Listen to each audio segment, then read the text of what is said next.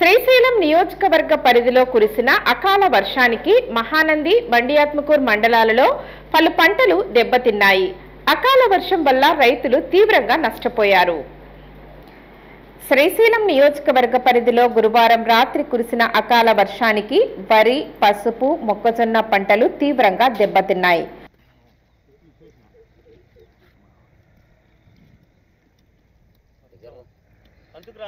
మహానంది మండలంలో పసుపు పంట దెబ్బతినగా స్వల్పంగా మొక్కజొన్న, అరటి తోటలు దెబ్బతిన్నాయి. ఉడకబెట్టి ఆరబెట్టిన పసుపు వర్షానికి పూర్తిగా తడవడంతో రైతులు తీవ్రంగా నష్టపోతున్నారు.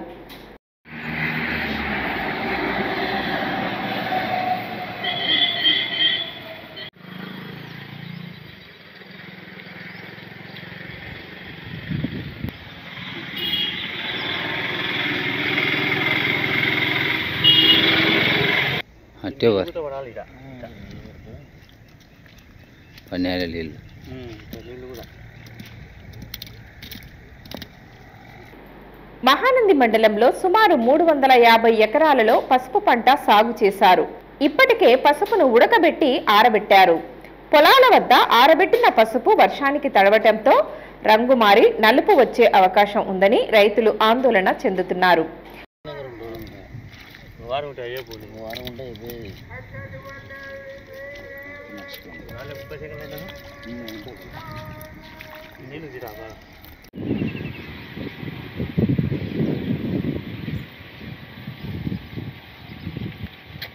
ప్రభుత్వం పసుపుకు మద్దతు ధర 15,000 రూపాయలు కల్పించాలని డిమాండ్ చేస్తున్నారు. ఆనంది మండలం పొల్చెట్టి పుల్లయ్యను ఈ పసుపు గుత్తలు ఎక్కువనే ఉన్నాయి.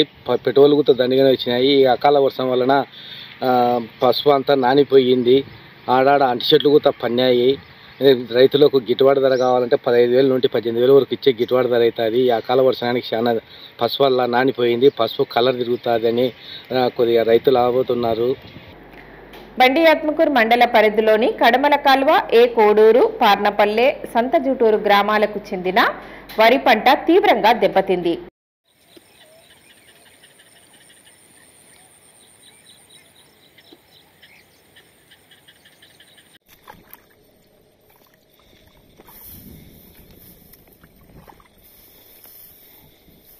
వరి పంట చేతికి వచ్చే సమయంలో అకాల వర్షానికి నేల రాలటం వల్ల రైతులు తీవ్రంగా నష్టపోతున్నారు.